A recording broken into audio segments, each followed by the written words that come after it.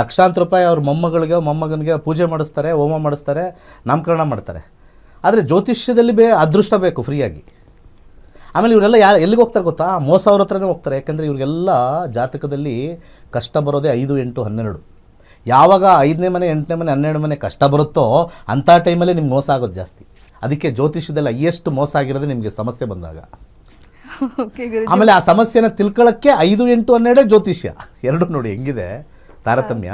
ಜ್ಯೋತಿಷ್ಯ ಕಲಿಬೇಕು ಅಂದರೆ 8 ಬರಬೇಕು, 12 ಬರಬೇಕು. ನಿಮಗೆ ಸಮಸ್ಯೆ ಬರೆಯೋದು 8, 12, ನೀವು ಮೋಸ ಹೋಗೋದು 8, 12, ಎಲ್ಲ ಅದರೊಳಗಡೆ ಮುಳುಗಿದೆ. ಸೊ ಅದಕ್ಕೆ ಮುಂಚೆನೇ ನಾವು ವಾರ್ನಿಂಗ್ ಮಾಡ್ತಾ ಇರ್ತೀವಿ. ನಿಮ್ಗೇನಾದ್ರು ದುಡ್ಡು ಲಾಸ್ ಆಯಿತಾ, ನೀವೇನಾದ್ರು ಬಿಸ್ನೆಸ್ ಮಾಡಿ ಕೈ ಸುಟ್ಕೊಂಡ್ರಾ, 8, 12 ನಡೀತಾ ಇದೆ, ಸುಮ್ಮನೆ ಬಂದು ಜ್ಯೋತಿಷ್ಯ ಕಲಿತು ಸರಿ ಮಾಡ್ಕೊಂಬಿಡಿ. ಇಲ್ಲಾಂದರೆ ಯಾರ ಹತ್ರನೂ ಏನು ಶಕ್ತಿ ಇಲ್ಲ. ಸುಮ್ಮನೆ ಮಠದಲ್ಲಿ ಕೂತವ್ರು ಏನು ಶಕ್ತಿನೂ ಇಲ್ಲ. ಯಾವ ಯುದ್ಧ ನಿಲ್ಸೋಕ್ಕೆ, ಯಾವ ಪೂಜೆನೂ ಹೋಮ ಮಾಡ್ಸೋಕ್ಕಾಗ್ತಾಯಿಲ್ಲ. ಅದು ಯಾವ ಸಮುದಾಯ ಆಗಿರಲಿ, ನಮ್ಮ ಸಮುದಾಯ ಇಂಪಾರ್ಟೆಂಟ್ ಅಲ್ಲ. ಹಂಗಾಗ್ಬಿಡುತ್ತೆ ಹಿಂಗಾಗ್ಬಿಡುತ್ತೆ ಅಂತ ಹೇಳ್ತಾರಲ್ಲ, ಇಲ್ಲಿ ಪೂಜೆ ಮಾಡಿಸಿ ಅಲ್ಲಿ ಹೋಮ ಮಾಡಿಸಿ ಅಂತ ಒಬ್ರೊಬ್ರಿಗೆ ಹೋಮ ಮಾಡಿಸ್ತಾರಲ್ಲ.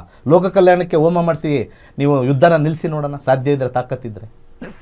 ಜ್ಯೋತಿಷ್ಯ ಶಾಸ್ತ್ರ ಇಂಡಿಕೇಶನ್ ಕೊಡ್ತವೆ, ಅದು ಯಾವುದು ನಿಲ್ಸೋಕ್ಕಾಗಲ್ಲ, ಬದಲಾಯಿಸೋಕ್ಕೂ ಆಗಲ್ಲ, ಚೇಂಜ್ ಮಾಡೋಕ್ಕೂ ಆಗಲ್ಲ. ಅಂಥ ಪರಿಸ್ಥಿತಿ ಜ್ಯೋತಿಷ್ಯ. ನಾನು 30 ವರ್ಷದ ಅನುಭವ ಇಲ್ಲಿ ಕೂತಿದ್ದೀನಿ. ಜ್ಯೋತಿಷ್ಯದಲ್ಲಿ ಏನಾದ್ರು ಬದಲಾವಣೆ ಮಾಡ್ಬೋದಾ ಅಂತ ಕೂತಿದ್ದೀನಿ, ಆಗೋದೇ ಇಲ್ಲ. ಇಂಡಿಕೇಶನ್ ಕೊಡುತ್ತಷ್ಟೇ. ಜನಗಳು, ಸಾಮಾನ್ಯ ಜನಗಳು ಪೂಜೆಯ ನೆಪದಲ್ಲಿ ಹಾಳಾಗ್ತಾಯಿದ್ರು. ಅದೇ ಪೂಜೆಯ ನೆಪದಲ್ಲಿ ನಮ್ಮ ಹಿಂದೂ ಧರ್ಮ ಉದ್ಧಾರ ಆಗಲಿ ಅನ್ನೋದು ಒಬ್ಬರು ಬರೋಲ್ಲ. ಫ್ರೀ ಗಿರಾಕಿಗಳು ಕೇಳ್ತಾರೆ, ಇದು ಜ್ಯೋತಿಷ್ಯ ಕಲೀರಿ ಅಂದರೆ ಒಬ್ರಿಗೂ ಇಂಟ್ರೆಸ್ಟ್ ಇಲ್ಲ. ಒಂದು ಕಾಲದಲ್ಲಿ ಗಲಾಟೆ ಮಾಡ್ತಾಯಿದ್ರು.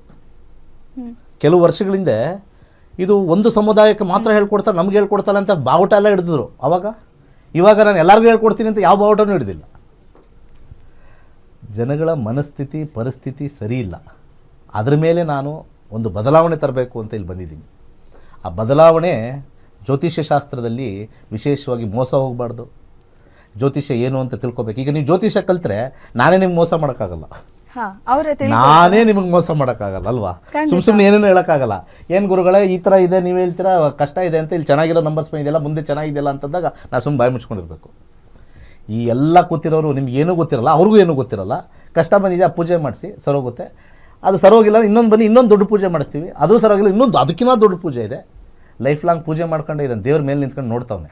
ಕರ್ಮ ಎಲ್ಲಪ್ಪ ಬಿಟ್ಟೆ ನೀನು ಅಂತ. ಕರ್ಮ ಪರವಾಗಿ ಹೋಗಬೇಕೆ ಹೊರತು ಪೂಜೆ ಇಲ್ಲ. ಅದಕ್ಕೆ ಪೂಜೆಗೆ ತುಂಬ ಜನ ಬರ್ತಾರೆ, ಸಾವಿರಾರು ಜನ ಬರ್ತಾರೆ, ಕಲಿಯೋಕ್ಕೆ ಯಾರೂ ಇಲ್ಲ. ನೋಡಿದ್ದೀನಿ.